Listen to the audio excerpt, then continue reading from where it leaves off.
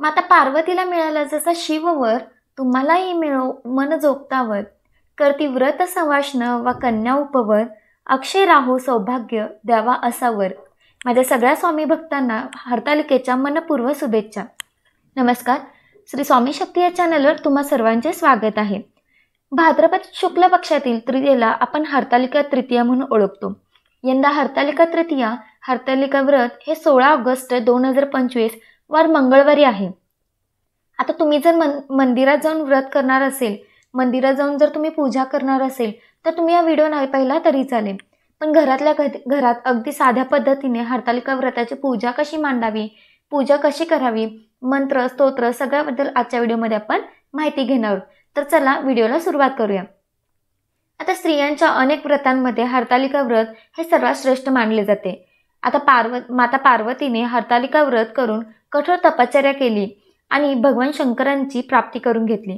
त्यांचीच आठवण म्हणून व मनासारखा पती लाभावा व असलेल्या पतीला उदंड आयुष्य लाभावे म्हणून आपण हरतालिका व्रत करत असतो. सुरुवातीला हरतालिका व्रत करण्याच्या आधी आपल्याला जिथे व्रताची मांडणी करणार आहोत ती जागा आपल्याला स्वच्छ साफ करायची. म्हणजे बघा, मी तुम्हाला एक सांगते, म्हणजे जे सामान लागणार आहे ते तुम्हाला मी सांगते. आपल्याला काय काय लागणार आहे तर एक चौरंग लागणार आहे, एक पांढरे वस्त्र लागणार आहे, देवासाठी तेल किंवा तिळीचं तेल असेल तुमच्या घरात जे उपलब्ध आहे ते तेल घ्यायचं आहे, खाऊची म्हणजे विड्याची पानं घ्यायची आहेत. आपल्याला 5 नाणे, हळकुंड, त्याचबरोबर बदाम, खारीक आणि सुपारी या पद्धतीने आपल्याला सर्व 5-5 लागणार आहे. देवीची म्हणजे सखी आणि पार्वतीची ओटी भरण्यासाठी ओटीचं सामान लागणार आहे. आता तुम्हाला हे बाजारात मिळून जाईल. पूजेमध्ये सगळ्यात महत्त्वाची येते ती पद्धत म्हणजे पत्री, म्हणजे प्रत्येक झाडाची 5 पानं. आता ह्याच्यामध्ये तुम्हाला महत्त्वाची कुठली पानं लागणार ते सुद्धा सांगते. दुर्वा, कणेर, कदंब, ब्राह्मी, आघाडा, बेल, अशोक, आवळी आणि अजून जर तुम्हाला काही पानं मिळाली, कारण 16 प्रकारची पानं आपल्याला लागणार आहेत. त्याचबरोबर माती लागणार आहे. आता आपल्याला नदीकडची माती लागणार आहे. तुम्हाला जर नदीकडची माती मिळाली तर उत्तम, नाहीतर तुम्ही साधी मातीची सुद्धा शिवलिंग करू शकता. पण पुस्तकामध्ये आपल्याला नदीकडची माती आणूनच त्याची पूजा करण्याचा आदेश दिला आहे. त्याचबरोबर सखी पार्वतीची मूर्ती असेल तर ती सुद्धा चालेल, नाहीतर तुम्ही मातीचं सुद्धा बनवू शकता. एक चौरंग घ्यायचा, त्याच्यावर पांढरे वस्त्र अंतरायचं आहे. कुठल्याही देवाची पूजा करताना आपल्याला दीप प्रज्वलन करायचं असतं, दिवा लावून घ्यायचा आहे. तुम्ही समई लावू शकता किंवा एक दिवा लावला तरी चालेल, किंवा अगदी एक दिवा लावला तरी चालतं, की कुठल्याही सेवा करण्याच्या आधी दिवा लावणं महत्त्वाचं आहे. आता दिवा लावल्यावर दिव्याला सुद्धा हळदी कुंकू, अक्षदा, फूल अर्पण करायचे आणि प्रार्थना करायची. हरतालिका व्रत हे सर्व महिलांचा अतिशय आवडतीचा भाग. या व्रताची देवता भगवान शंकर आणि माता पार्वती असल्यामुळे पूर्वजन्मी सती पार्वतीने शंकरालाच वरले होते. तिचा पिता दक्ष प्रजापती याने एकदा यज्ञात भगवान शंकरांचा अपमान केला होता.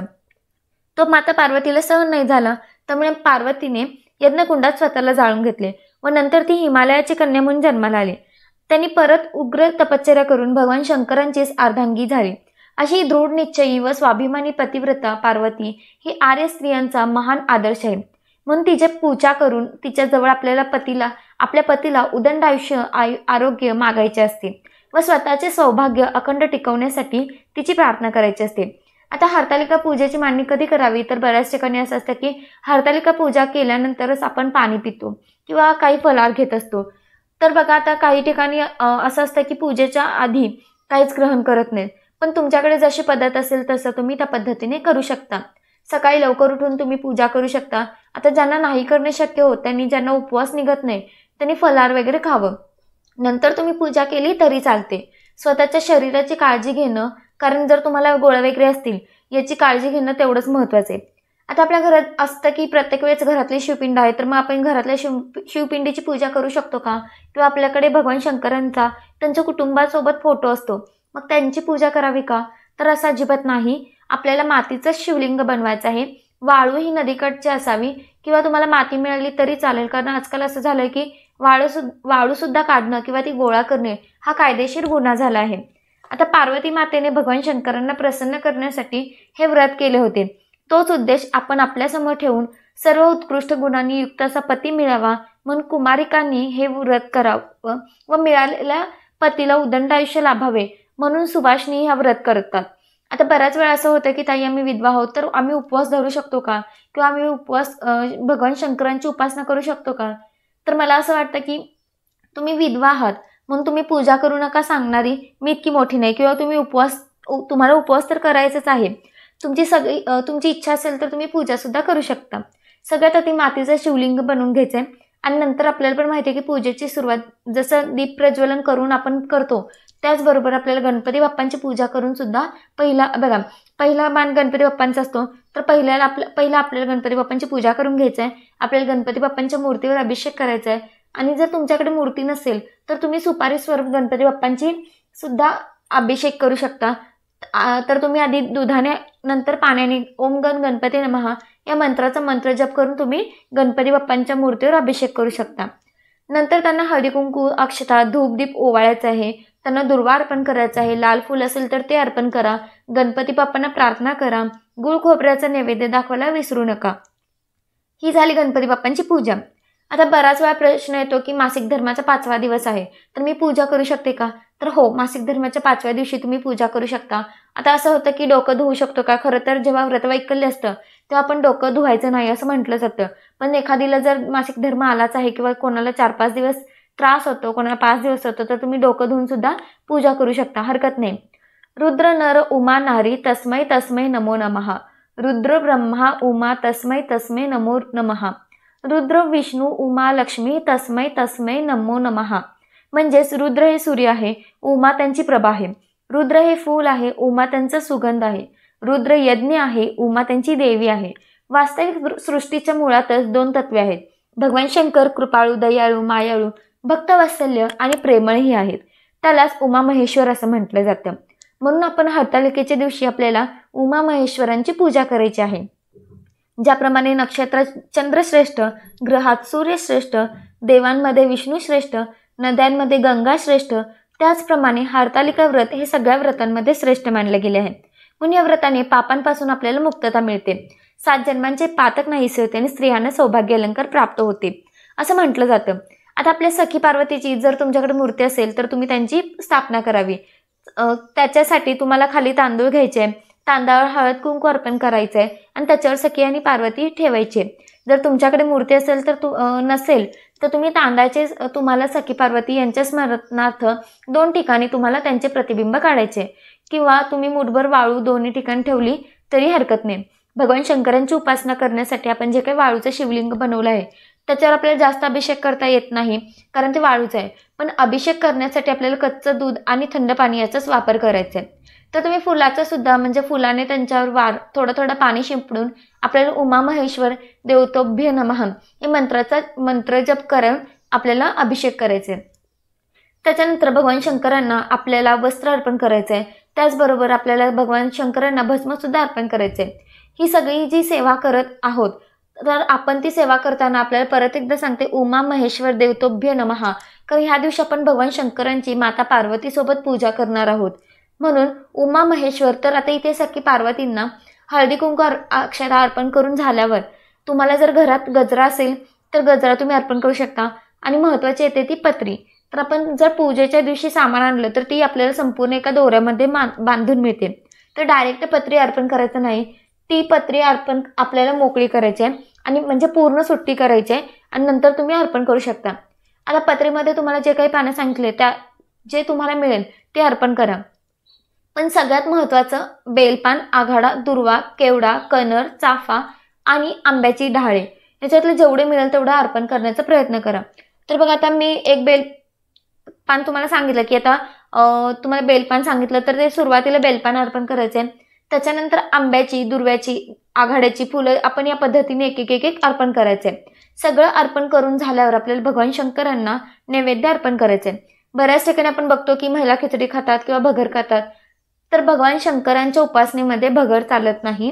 खिचडी तर हरतालिकेचा उपवास या ठिकाणी फक्त कंदमुळं, फळं किंवा दूध तुम्ही खाऊ शकता, पिऊ शकता, बाकी काही चालत नाही. पण प्रत्येक ठिकाणी प्रत्येक भागामध्ये वेगवेगळी पद्धत असते. पण खरं तर व्रताच्या नियमांमध्ये सुद्धा हेच सांगितलं आहे की तुम्ही तिखट खाऊ शकत नाही. तर आता पत्री अर्पण करून झाल्यावर आपल्याला सखी आणि पार्वती यांची ओटी भरायची. तर बघा आपल्याला दुकानात रेडीमेड ओटीचं सामान मिळून जातं. याच्यामध्ये हळदी कुंकू, अक्षता, त्याचबरोबर 1 रुपया, हळकुंड, खारीक, खोबरं, ब्लाऊज पीस येतं. आणि जर तुमच्या इच्छा असेल तर तुम्ही मणी मंगळसूत्र, बांगड्या, जोडवे ज्या काही सामानात दुकानात मिळतात त्या सगळ्या तुम्ही वस्तू आणून तुम्ही ओटी भरू शकता. तर आता बघा, प्रत्येकी 2 विड्यांची पानं मिळून 1 पान या पद्धतीने 5-5 पानं घ्यायची आहेत. बऱ्याच वेळा काही ठिकाणी 2 पाने ठेवली जातात तर काही ठिकाणी 5 पानं ठेवली जातात. तुमच्याकडे जी पद्धत आहे ती तुम्ही करा. तर 5 पानं ठेवायचे आहेत 2-2 या हिशोबाने. त्याच्यावर आपल्याला 1 रुपया, सुपारी, हळकुंड, बदाम आणि खारीक हे असं प्रत्येक पानावर ठेवायचं आहे. तुमच्याकडे 2 ठेवता येत असेल किंवा 2 ठेवायची पद्धत असेल तर तुम्ही ती करू शकता. हे सगळं व्यवस्थित ठेवून घेतल्यावर याच्यावर हळदी कुंकू अक्षता अर्पण करायचे आणि ही झाली आपली संपूर्ण पूजेची मांडणी. तुमच्याकडे जर धोत्राचं फूल असेल, फळ असेल ते सुद्धा तुम्ही अर्पण करू शकता. त्या दिवशी आपल्याला कण्हेराचं फूल सुद्धा मिळतं, ते मिळालं तर ते सुद्धा तुम्ही अर्पण करू शकता. आता नैवेद्यामध्ये काय ठेवायचं तर लक्षात घ्या, नैवेद्यामध्ये आपल्याला 5 प्रकारची फळं ठेवायची आहे किंवा 1 फळ किंवा तुम्ही 5 फळं ठेवू शकता. तुमच्या घरात जे असेल ते तुम्ही करू शकता. कुठलीही पूजा मनोभावे करावे हेच महत्त्वाचं आहे. आपल्या घरात आपल्या वास्तूमध्ये ज्या गोष्टी आहेत, ज्या वस्तू आहेत त्याने सेवा पूजा करावी. तुम्ही दूध साखर ठेवू शकता नैवेद्य. तो नैवेद्य आपल्याला सखी पार्वती माता आणि भगवान शंकरांना अर्पण करायचे. तर आता आपण आपली सगळी पूजा करून झाली आहे तर आपल्याला कापूर आरती करायची आहे, हरतालिकेची आरती करायची आणि नंतर कथा वाचायची. तुम्ही पूजा मांडणी केली आणि आरती नाही केली असं चालणार नाही. आपल्या आरती सुद्धा करायची. तर हरतालिकेची आरती तुम्हाला यूट्यूबला भेटून जाईल. तर या पद्धतीने आपल्याला आरती करून घ्यायचं आहे. तर याच पद्धतीने आपल्याला हरतालिकेची मांडणी करायची आहे. मांडणी अर्थात सकाळी करायची असते, पण बऱ्याच ठिकाणी असं असतं की आपण उपवास म्हणजे आपण काही पण फलार किंवा काही पण खाणार असेल तर ती आधी मांडणी करायची आणि त्याच्यानंतर त्याची पूजा करून नंतर तुम्ही फलार किंवा जे काही तुम्ही भोजन करणार आहात ते तुम्ही करू शकता. हरतालिकाचं व्रत आपल्याला मांडणी किंवा तिची पूजा लवकरात लवकर करावा. बऱ्याच वेळा आपण महिलांचं असं असतं की सगळे घरातले काम करून नंतर पूजा मांडणी करतो किंवा त्याची पूजा करतो, तर लवकरात लवकर करावं. जसं तुम्हाला जमेल त्या पद्धतीने तुम्ही करू शकता. बऱ्याच वेळा 12-12:30 पण होतं, पण जेवढ्या लवकर करता येईल तेवढ्या लवकर तुम्हाला ही पूजा करायची. तर माझ्या सगळ्या स्वामी भक्तांना, सगळ्या महिलांना हरतालिका तृतीयेच्या खूप खूप शुभेच्छा. ज्या महिला नव्याने हरतालिका व्रत करणार असेल, ज्या मुली करणार आहेत, त्यांना मनासारखा जोडीदारापेक्षा योग्य जोडीदार मिळावा, जो त्यांची किंमत, आदर, त्यांचा मान सन्मान करेल. ज्यांना जोडीदार मिळालाय त्यांना उदंड आयुष्य लाभो. आणि ज्या भक्त भगवान शंकरांसाठी उपासना करणार आहेत, आपल्या घराच्या कल्याणासाठी उपासना करणार आहेत, तर त्यांना सुद्धा उदंड आयुष्य लाभो. केंद्रात झालेल्या माहितीनुसार एक सांगते की विधवा स्त्रिया फक्त उपवास धरू शकतात. पूजा करणं हा स्वतःचा डिसिजन आहे. तुम्हाला वाटलं तर तुम्ही करू शकता, नाही केली तर तुमची इच्छा.